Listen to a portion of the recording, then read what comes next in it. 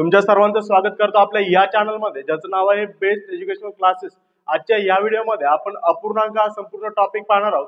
अपूर्णांकावरील क्रिया कशी करतात, अपूर्णांकाची बेरीज वजाबाकी, अपूर्णांकांचा गुणाकार आणि भागाकार। बघा, स्पर्धा परीक्षेमध्ये बेसिक मॅथ हे खूप महत्त्वाचं आहे। बघा, ज्याला बेसिक नाही जमलं त्याला पुढचं मॅथ जमत नाही। मग आपला बेसिक मॅथचं लेक्चर क्रमांक 3 आहे। याआधी मी बघा 2 लेक्चर आपल्या प्लेलिस्ट मध्ये ऍड केलेले आहेत। त्यामध्ये बघा मी बेरीज आणि वजाबाकी कशी करायची हे शिकवलं। त्यानंतर गुणाकार आणि भागाकार करताना चिन्ह बदल कसा होतो हे देखील शिकवलं। आजच्या या व्हिडिओमध्ये आपण अपूर्णांक आणि त्याचे प्रकार पाहणार आहोत। बघा, त्यापैकी बघा अपूर्णांकाचे 3 प्रकार पडतात। आधी अपूर्णांक कशाला म्हणतात ते आपण समजून घेऊया। बघा, अपूर्णांक त्याला म्हणतात ज्याची किंमत पूर्णांकात येत नाही, बरोबर का। फॉर एक्झाम्पल, ज्याचा अंश आणि छेद हे शून्य नसतात किंवा ज्याची किंमत अंश आणि छेदामध्ये येते त्याला अपूर्णांक असे म्हटले जाते। मग त्याचे 3 प्रकार पडतात। बघा, पहिला आहे बघा साधा अपूर्णांक किंवा व्यवहार्य अपूर्णांक। नंबर 2 आहे बघा पूर्णांकयुक्त अपूर्णांक। नंबर 3 आहे बघा दशांश अपूर्णांक। मग हा जो साधा अपूर्णांक आहे बघा तो कसा लिहितात 2/3, त्यानंतर 3/4, त्यानंतर बघा 2/5 ह्या फॉर्म मध्ये लिहितात। का? कारण की बघा यामध्ये अंश आणि छेद हे दोन्ही शून्य नसतात, म्हणजे अंशाला आणि छेदाला काहीतरी किंमत असते, त्याला साधा अपूर्णांक किंवा व्यवहार्य अपूर्णांक असे म्हटले जाते। नंतर पूर्णांकयुक्त अपूर्णांक मध्ये बघा एक पूर्ण संख्या आणि एक पूर्णांक संख्या यांनी मिळून बनणारा जो अपूर्णांक असतो बघा तो पूर्णांकयुक्त अपूर्णांक असतो। म्हणजेच बघा 2 आणि 1/2, 3 आणि 1/4, 5 आणि 1/2 या प्रकारे।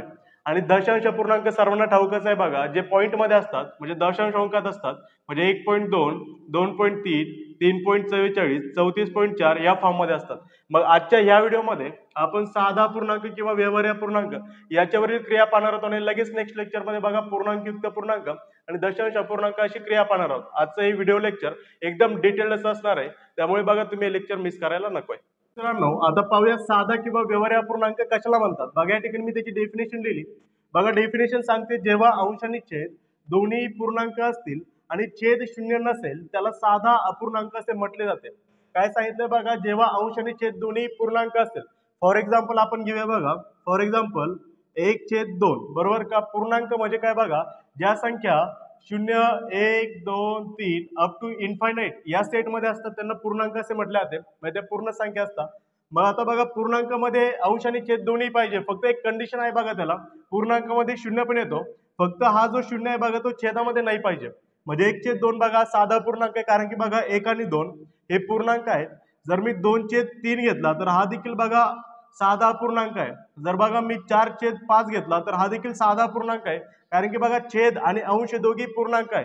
मग या ठिकाणी का सांगितलं बघा शून्य नाही घ्यायचं, तर लक्षात ठेवा ज्यावेळेस एखाद्या संख्येच्या खाली शून्य येतो तर बघा त्याचं बघा उत्तर जे असतं ते इन्फायनाइट असतं, म्हणजे त्याची डेफिनेशन येत नाही, अव्याख्येय असं त्याचं उत्तर असतं, म्हणजे अनडिफाईन असते।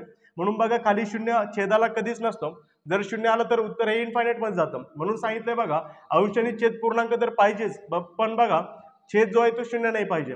मग आता अजून जर घेतलं तर बघा 4/5, त्यानंतर 5/6, 7/8 अशा प्रकारे आपल्याला साध्या अपूर्णांक समजतात।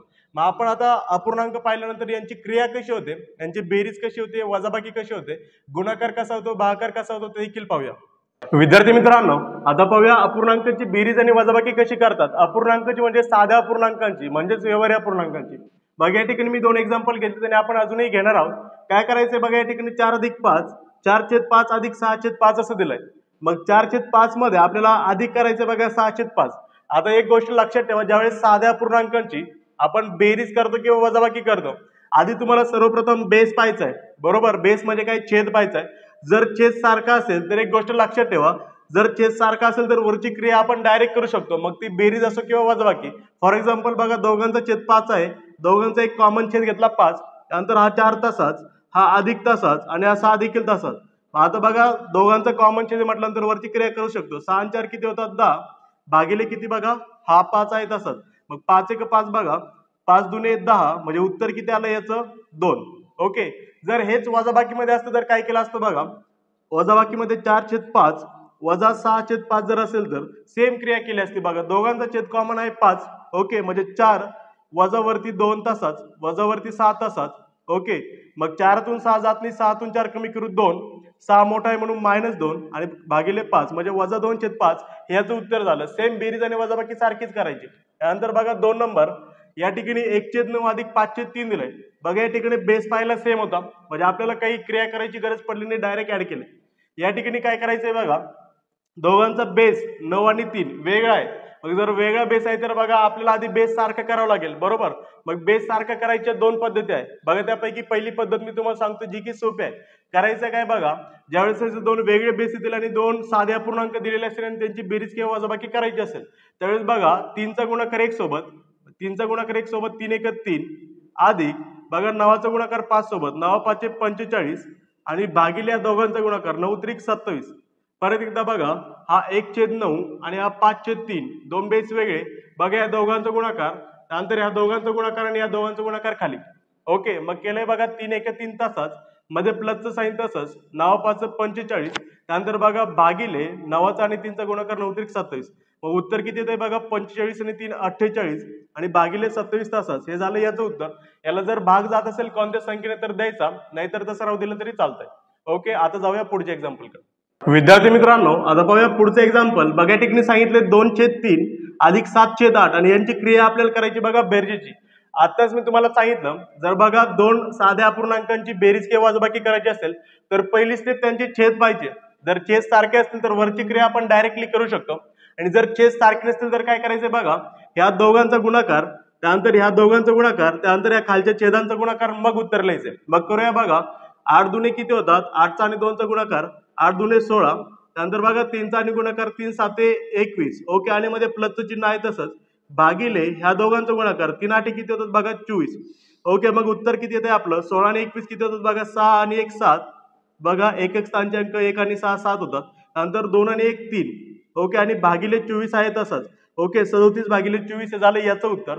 त्यानंतर पुढे जर गेलो तर बघा परत एकदा 5/4 अधिक 1/3 पुन्हा एक बार आपल्याला ऍड करायचे. हे 2 साधे अपूर्णांक आहेत आणि मी आताच तुम्हाला सांगितलं बघा, जर बेरीज करायची तर दोघांचे छेद सारखे पाहिजे आणि जर छेद सारखे नसेल तर बघा याचा गुणाकार करायच्या सोबत, त्यानंतर याचा गुणाकार करायच्या सोबत आणि खालच्या छेदांचा गुणाकार. मग करूया.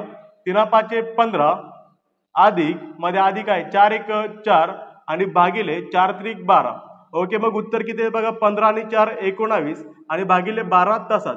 ओके, आता पाहूया आणखीन काही एक्झाम्पल ज्यामध्ये अवघड असे एक्झाम्पल्स येतात. विद्यार्थी मित्रांनो, आता पाहूया पुढचं एक्झाम्पल. बघा या ठिकाणी 1/2 अधिक 1 दिलाय. मागील जे एक्झाम्पल आपण पाहिले त्यामध्ये एकतर छेद सारखा होता किंवा छेद वेगळा होता. जर छेद सारखा असेल तर आपण डायरेक्टली क्रिया केली आणि जर वेगळा असेल तर बघा तिरकस गुणाकार केला. या ठिकाणी बघा, या ठिकाणी 1/2 आहे, मध्ये प्लस आहे, पण या ठिकाणी फक्त 1 आहे, एकाच्या छेदाला काहीच नाही. मग याला सोडवण्याच्या 2 ट्रिक आहेत, त्या दोन्ही मी तुम्हाला सांगतो. बघा पहिली ट्रिक आहे, ज्यावेळेस 1/2 एखादा साधा पूर्णांक दिलाय, मध्ये प्लस दिला आणि या ठिकाणी कोणतरी पूर्णांक दिलाय, त्यावेळेस बघा या दोघांचा तिरकस गुणाकार करायचा. म्हणजे ही संख्या आहे तशीच, 1 आहे तसाच, मध्ये प्लस, त्यानंतर बघा 2 1 2 आणि आता दोघांचा छेद काय करून टाकला बघा, कॉमन 2 करून टाकला. ओके, म्हणजे उत्तर किती येतंय, 2 आणि 1 किती होतात बघा, 2 अधिक 1 3 आणि 3/2 हे झालं याचं उत्तर. दुसरी मेथड काय बघा, हा 1/2 तासच लिहायचा, प्लस हा 1 दिलाय ना. ओके, मग 1च्या खाली काहीच दिसत नाही म्हटल्यानंतर त्या ठिकाणी 1 प्रेझेंट आहे.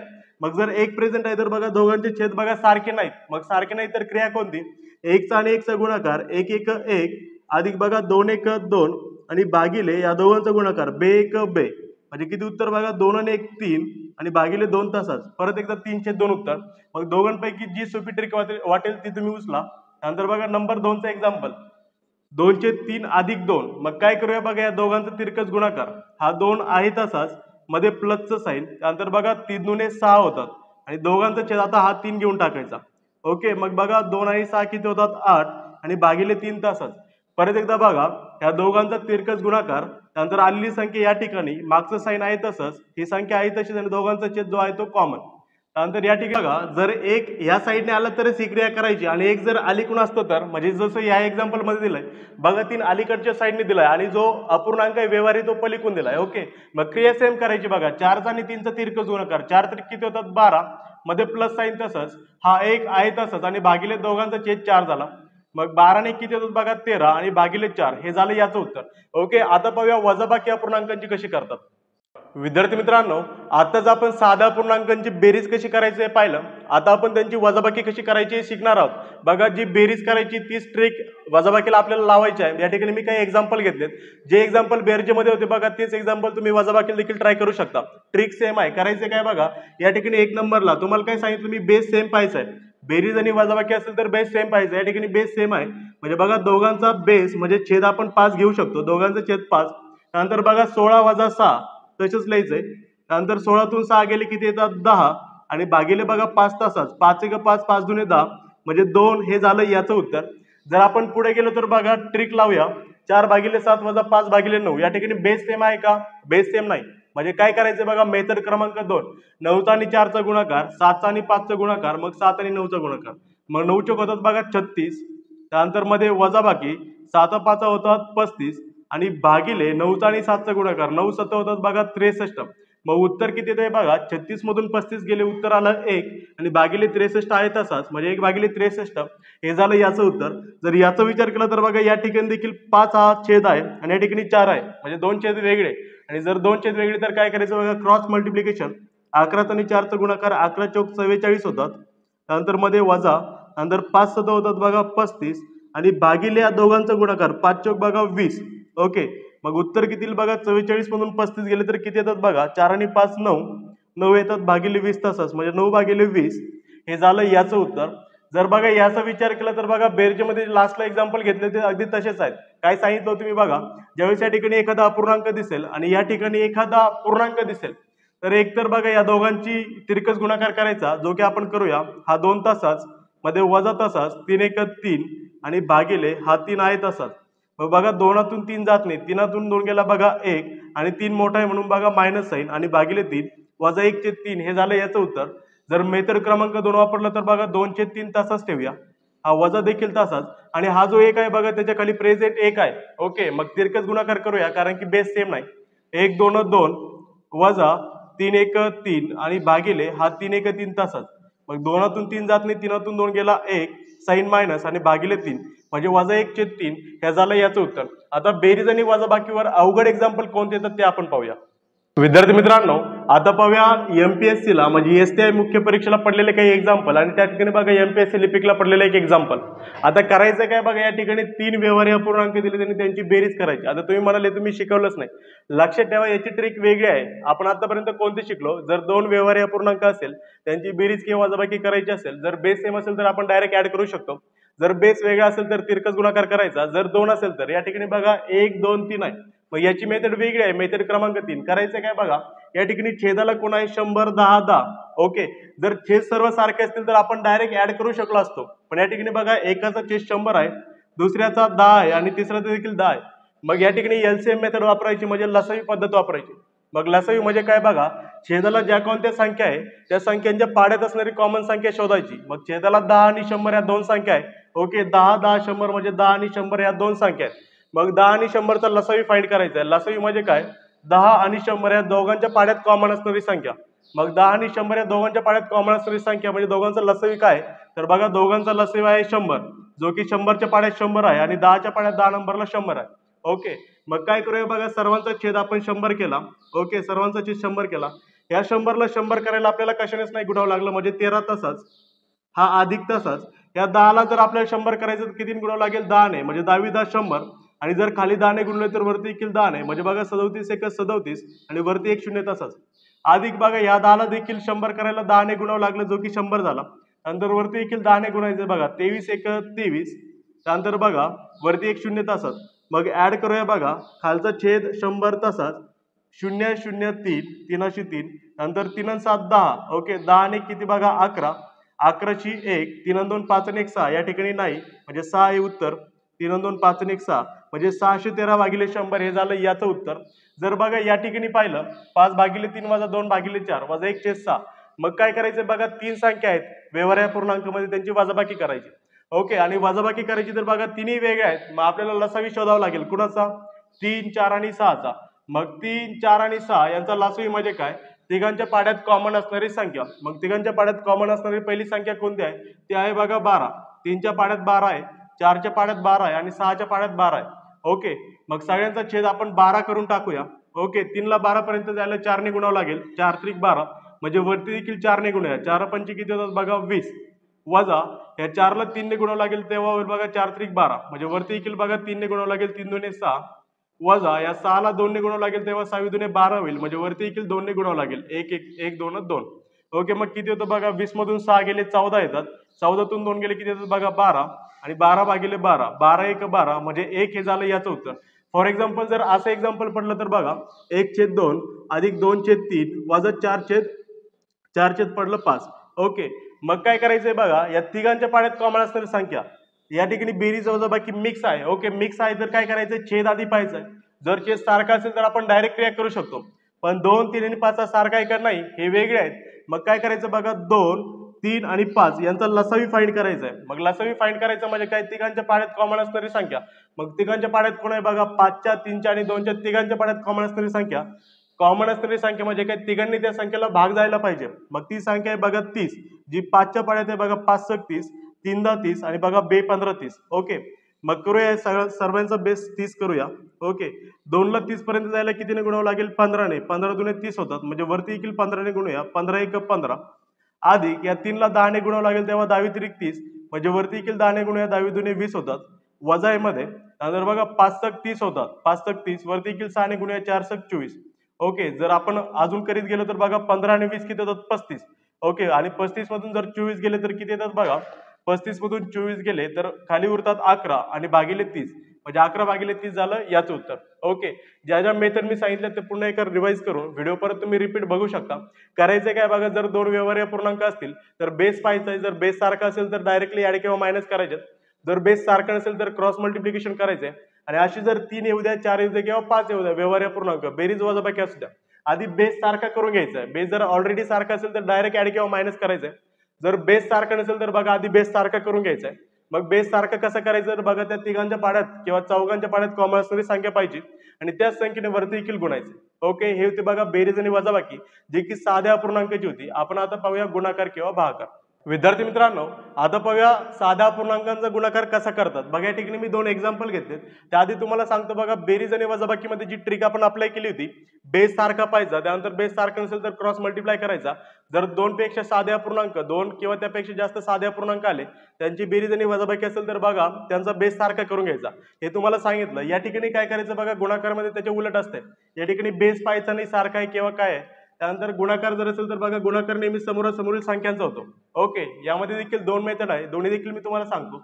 बघा 3 दुने 6, गुणाकार नेहमी समोरासमोरील संख्यांचा होतो. 3 दुने 6 भागिले बघा 9 चोक किती होतात, 36 आणि 6 आणि 36 6च्या पाड्यात बघा 6 1 6, 6 6 36, म्हणजे 1/6 हे झालं याचं उत्तर. ओके, आता दुसरी मेथड तुम्हाला सांगतो. जर मध्ये गुणाकार असेल, ओके, जर मध्ये गुणाकार असेल तर खालच्या संख्येच्या पाड्यात वरच्या संख्या पाहिजेत जर असेल तर, किंवा वरच्या संख्येच्या पाड्यात खालच्या संख्या पाहिजे जर असेल तर, आणि जर या दोन्ही संख्या एकमेकांच्या पाड्यात नसतील तर त्या दोन्ही संख्या कोणत्या संख्येच्या पाड्यात आहे हे पाहायचं. ओके, फॉर एक्झाम्पल बघा 2 आणि 4 मध्ये गुणाकार आहे. 2 आणि 4 एकाच पाड्यात आहे, 2 1 2, 2 दुने 4. त्यानंतर 3 आणि 9 बघा, 3 1 3, 3 3 9. ओके, उत्तर किती येते बघा, 1 1 1 भागिले 3 दुने 6, पुन्हा एक वर 1/6 हेच उत्तर आलंय. ओके, दोघांपैकी कोणती स्टेप तुम्ही वापरू शकता. त्यानंतर बघा पुढे 25 चोक किती होतात, 100 भागिले 5 6 किती होतात बघा, 30. ओके, 1 0 1 0 कट, उत्तर आलं बघा 10 भागिले 3. ओके, हे जर बघा या शॉर्टकटने गेलं असतं तर कसं आलं असतं बघा, 5च्या पाड्यात वरचं 25 आहे, 5 1 5, 5 5 25. त्यानंतर 4 आणि 6 हे दोघेही 2च्या पाड्यात आहे बघा, 2 दुने 4, 2 त्रिक 6. ओके, मग 2 पंचे किती होतात, 10 आणि भागिले हा 3 आहे तसंच, म्हणजे 10चे 3 झालं याचं उत्तर. ओके, आणखीन काही एक्झाम्पल पाहूया. विद्यार्थी मित्रांनो, आता पाहूया गुणाकारावर आधारित शेवटचे 2 एक्झाम्पल. बघा या ठिकाणी सांगितले -11 भागिले 7 गुणिले -49 भागिले 33. ओके, आणि या ठिकाणी बघा 18 भागिले 6 गुणिले 4 भागिले 3 गुणिले 2 भागिले 4. आता याचा जर विचार केला तर बघा, मी तुम्हाला सांगितलं गुणाकार समोरासमोरील संख्यांचा होतो. जर 49 आणि 11चा गुणाकार करायला तुम्ही गेले तर खूप लांब जाईल. ओके, मग दुसरी स्टेप मी काय सांगितली होती बघा, जर खालच्या संख्यांच्या पाड्यात वरचे कुणे असतील आणि वरच्या संख्यांच्या पाड्यात खालचे कुणे असतील आणि जर मध्ये गुणाकाराची क्रिया असेल तर आपण डायरेक्टली कट करू शकतो. ओके, आधी सर्वात प्रथम बघा गुणाकार आहे आणि याचं देखील चिन्ह मायनस, हे देखील मायनस, मायनस मायनस, म्हणजे येणार उत्तर प्लस मध्ये येणार कन्फर्म. ओके, त्यानंतर बघा 7च्या पाड्यात विचार केला तर 49, 7 1 7, 7 7 49. त्यानंतर बघा 11च्या पाड्यात 33, 11 1 11, 11 3 33, म्हणजे बघा 7 उरलाय आणि भागिले 3, म्हणजे 7 भागिले 3 याचं उत्तर. मायनस मायनस ऑलरेडी आधी प्लस झालं होतं. जर याचा विचार केला तर बघा गुणाकार समोरासमोरील संख्यांचा होतो, म्हणजे 18चा 4चा आणि 2चा गुणाकार करायचा. जर केला तर खूप लांब जाईल आणि 6चा 3चा 4 केला तर लांब पर्यंत जाईल. ओके, मग दुसरी स्टेप वापरूया. बघा पाड्यात बघूया, 3च्या पाड्यात 18 बघा, 3 1 3, 3 6 18. ओके, त्यानंतर बघा 6 आणि 6 कट, 6 1 6 कट झाले. त्यानंतर बघा 4चा जर विचार केला तर 4च्या पाड्यात 4, 4 1 4. ओके, उरलाय फक्त 2. बघा 1 1 1 1 1 1 उरला म्हटल्यानंतर प्रत्येकाला 1 सोबत असतोच, 1 घ्यायची गरज नाही. उरलाय फक्त 2 म्हणजे 2 हे असेल याचं उत्तर. आता पाहूया साध्या अपूर्णांकांचा भागाकार कसं करतात. गुणाकार तर तुम्ही पाहिला, बेरीज आणि वजाबाकी देखील पाहिले. बघा भागाकारामध्ये सर्व क्रिया उलट असतात. करायचंय काय, या ठिकाणी बघा 3/4 भागिले 9/4 दिले. ओके, याला दुसऱ्या प्रकारामध्ये असं देखील लिहितात. बघा 3/4 तसाच, त्यानंतर या भागाकाराचं चिन्ह आणि हा बघा 9/4 तसाच. ओके, 3/4 भागिले 9/4 किंवा 3/4 भागिले 9/4 या दोघांपैकी कोणतीही क्रिया आली तरी बघा सेमच करायची. करायचंय काय, या ठिकाणी बघा हा वरचा आहे तसाच लिहून घ्यायचा 3/4 तसाच. या भागाकाराचा आहे बघा तो करायचा गुणाकार. पहिली स्टेप बघा, वरचा अंक तसाच, भागाकाराचा केला गुणाकार. ओके, गुणाकार केल्यानंतर बघा 9/4 चा बघा 4 वरती गेला आणि 9 खाली आला. ओके, हा अंक आहे तसाच, भागाकाराचा गुणाकार आणि 9/4 चा उलटा अंक केला. ओके, सेम याच्यामध्ये करायचंय 3/4 तसाच, बघा भागाकाराचा गुणाकार म्हणजे 4 वरती आणि 9 खाली. ओके, या दोन्ही देखील सारख्याच क्रिया आहेत. मग काय करायचं बघा, गुणाकार शिकवला मी तुम्हाला. गुणाकारामध्ये बघा समोरासमोरील संख्यांचा गुणाकार होतो. ओके, जर तो करायचा असेल तर करू शकता आणि जर खालच्या संख्यांच्या पाड्यामध्ये वरचे किंवा वरच्या संख्यांच्या पाड्यामध्ये कुणी खालचे असेल तर पाहू शकता. बघा 4च्या पाड्यामध्ये 4 1 4, 3च्या पाड्यामध्ये 9, 3 1 3, 3 3 9 म्हणजे बघा 1 1 1 भागिले 1 3 3 म्हणजे फक्त 1/3 हे झालं याचं उत्तर. जर याचा विचार केला तर बघा 21/8 तसंच ठेवायचं आहे. ओके, भागाकाराचा करायचा आहे गुणाकार म्हणजे 24 गेला वरती आणि 7 आला खाली. ओके, म्हणजे गुणाकार आला. मग गुणाकारामध्ये काय करायचं बघा, 8च्या पाड्यात 24, 8 1 8, 8 3 24, 7 1 7, 7 3 21 म्हणजे बघा 1 1 1 1 लिहिला तरी चालतो किंवा नाही लिहिलं तरी चालतो. वरती बघा 3 गुणिले 3, 3 3 9 म्हणजे 9 झालं याचं उत्तर. तर मित्रांनो आता पाहूया आजच्या लेक्चरचे शेवटचे 2 एक्झाम्पल. बघा या ठिकाणी सांगितलंय 17/12. ओके, 17/12 भागिले वजा 85/36 दिलाय. मग करायचं काय सांगितलं बघा तुम्हाला, भागाकाराचा करायचा असतो गुणाकार म्हणजे हा 36 गेला वरती आणि भागिले म्हणजे 85, जो वजा 85 आला तो खाली. ओके, मग तुम्ही समोरासमोरचा गुणाकार करू शकता. तो लांब जाईल त्यापेक्षा बघा 12च्या पाड्यात 36 आहे, 12 1 12, 12 3 36. ओके, 17च्या पाड्यात 85 बघा, 17 1 17, 17 5 85 म्हणजे बघा 3 1 3 भागिले 5 1 5 आणि हा होता बघा मायनस म्हणजे मायनस मध्ये याचं उत्तर जाणार म्हणजे -3/5 वजा 3/5 झालं याचं उत्तर. आता या ठिकाणी बघा मिक्स एक्झाम्पल आहे म्हणजे भागाकार देखील आहे आणि गुणाकार देखील आहे. घाबरून जायचं नाही, एकदम सोपं आहे. करायचं काय बघा, हा 5/8 तसाच. ओके, भागाकाराचा करायचा एक गुणाकार, 8 गेला वरती आणि 3 आला खाली. ओके, हे फक्त बदललंय. पुढचा आहे तसंच 24/9. ओके, 8 1 8 कमी झाला, 3 1 3, 3 8 हे बघा 24 होतात म्हणजे उत्तर किती आला बघा 8 5 8 1 8, 8 5 40 आणि भागिले 9 1 9. ओके, म्हणजे 40/9 हे झालं याचं उत्तर. तर मित्रांनो अशा प्रकारे आपण साधा पूर्णांक याच्या ज्या क्रिया होत्या बेरीज वजाबाकी गुणाकार भागाकार हे पाहिलं.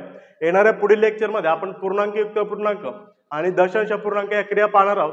जर आजच्या व्हिडिओची तुम्हाला मदत झाली असेल तर नक्कीच चॅनलला सबस्क्राईब करा आणि इतर विद्यार्थ्यांना देखील पोहोचवा जेणेकरून त्यांना देखील याची मदत होईल. थँक्यू.